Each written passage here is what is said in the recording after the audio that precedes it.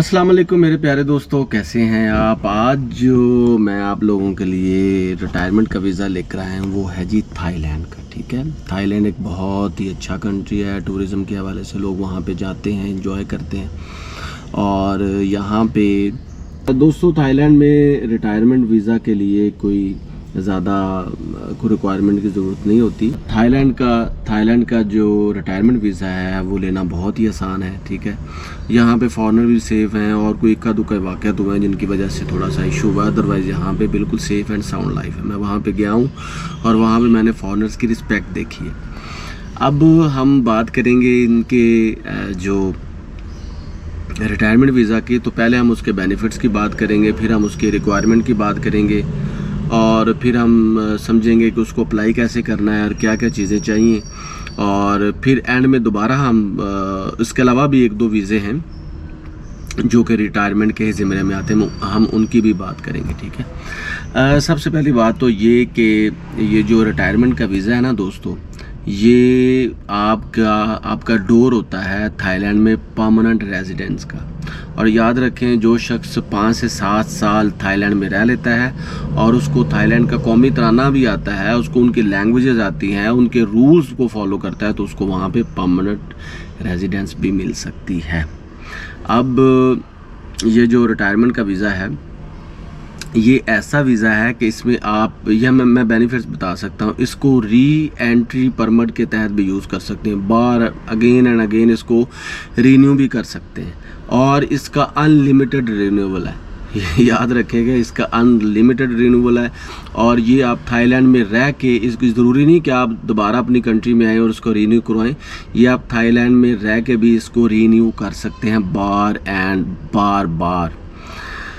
अब इसके जी रिक्वायरमेंट क्या है जी। पहली बात तो ये कि आपकी उम्र 50 साल तक होनी चाहिए। ठीक, तो अप्लाई करने से 2 माह पहले आपने 8 लाख थाई बाहत जमा करवाने होते हैं किसी भी थाई बैंक में। ठीक है, और ये तकरीबन बन जाता है कोई 69 लाख या 70 लाख रुपए। ठीक है, और 2 माह पहले आपने अप्लाई करना होता है। 2 माह पहले आपने ये फ़ीस जमा करवानी होती है और आपकी मंथली इनकम 65,000 थाई बाहत होनी चाहिए, जो कि कमो बेश तकरीबन 5.5 लाख बनता है। और एक और ऑप्शन भी है, आप सिक्योरिटी डिपॉजिट भी करवा सकते हैं 8 लाख थाई बाहत एनुअली। ठीक है, और इसके अलावा आपके पास प्रूफ ऑफ हेल्थ इंश्योरेंस होना चाहिए। ठीक है, और non immigrant OA long stay visa के लिए, यानी कि रिटायरमेंट वीज़ा के लिए।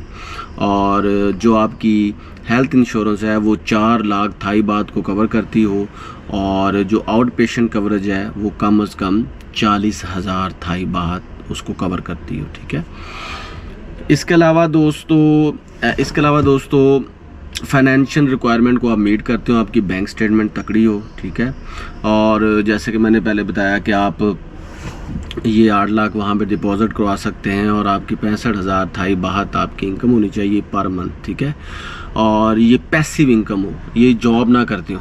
फॉर एग्जांपल ये नहीं कि आप थाईलैंड में जाके जॉब करना शुरू कर दें, ऐसी बात नहीं है। ये पैसिव इनकम है, यानी कि आपको इन्वेस्टमेंट का आ रहा है, पेंशन का आ रहा है, या आपने कहीं भी पहले इन्वेस्टमेंट की हुई और आप वहाँ पर जॉब नहीं कर रहे, ये ज़हन में रखिएगा।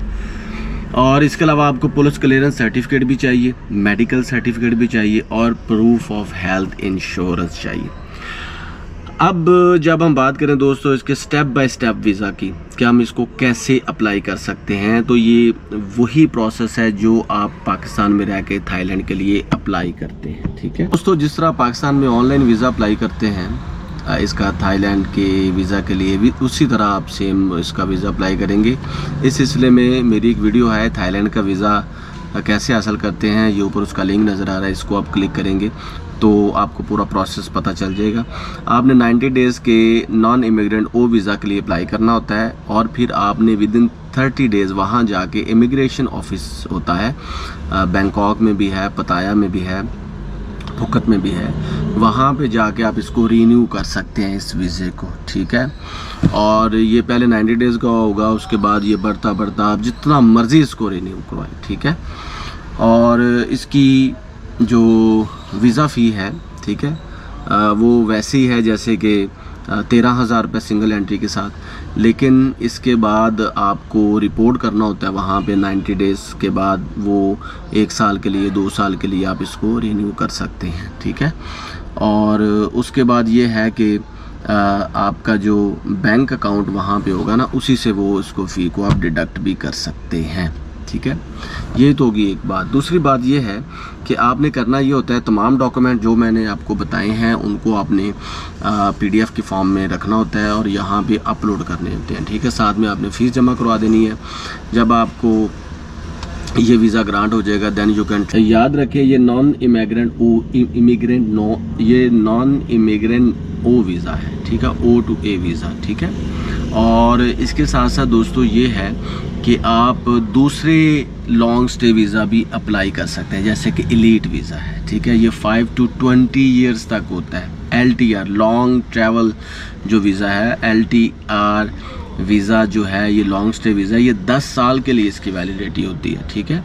और इसके अलावा वहाँ पे प्रोफेशनल चीज़ें भी सीख सकते हैं, इनके कल्चर को सीख सकते हैं, वहाँ पे रह सकते हैं। और ये जो LTR और एलीट वीज़ा है, ये आप वहाँ पे जब चले जाएंगे उसके बाद आप इसके एप्लीकेशन का प्रोसेस स्टार्ट कर सकते हैं इजीली। इसके भी रिक्वायरमेंट वही है कि आपके पास जो 8 लाख बाहत होने चाहिए उनके किसी अकाउंट, जो पैसे आपने डिपॉजिट करवाएं वो निकाल भी सकते हैं, वो आपकी अमाउंट है, जब मर्ज़ी निकाल लें, ठीक है। और ये चीज़ इन में रखें कि आप इस वीज़े को बार बार रीन्यू करवा सकते हैं। और LTR वीज़ा और एलीट वीज़ा इसके बाद की चीज़ें हैं, लेकिन उसमें यह है कि ड्यूरेशन ज़्यादा है, 5 से 20 साल, और ये LTR जो है 10 साल के लिए। तो ये बहुत अच्छी अपॉर्चुनिटी दोस्तों उन लोगों के लिए जो रिटायर्ड हो चुके हैं और अपनी लाइफ को कल्चर, हेरिटेज और दूसरी चीज़ों पे सर्व करना चाहते हैं। और जब आपको इसकी सिटीज़नशिप मिल जाएगी, जो परमानेंट रेजिडेंट परमिट मिल जाएगा, फिर आप 65 से 90 कंट्रीज़ में बगैर वीज़ा के भी जा सकते हो on the behalf of thigh visa, on the behalf of thigh passport. आप इसका थाई पासपोर्ट भी हासिल कर सकते हैं। तो दोस्तों आज के लिए बस इतना ही। कोई क्वेश्चन हो तो कमेंट सेक्शन में करना मत भूलिएगा। चैनल को सब्सक्राइब करें, पुरानी वीडियोस भी देखें, और हो सके पुरानी वीडियोस को भी देखें। अपना भरपूर ख्याल रखें। Thank you so much.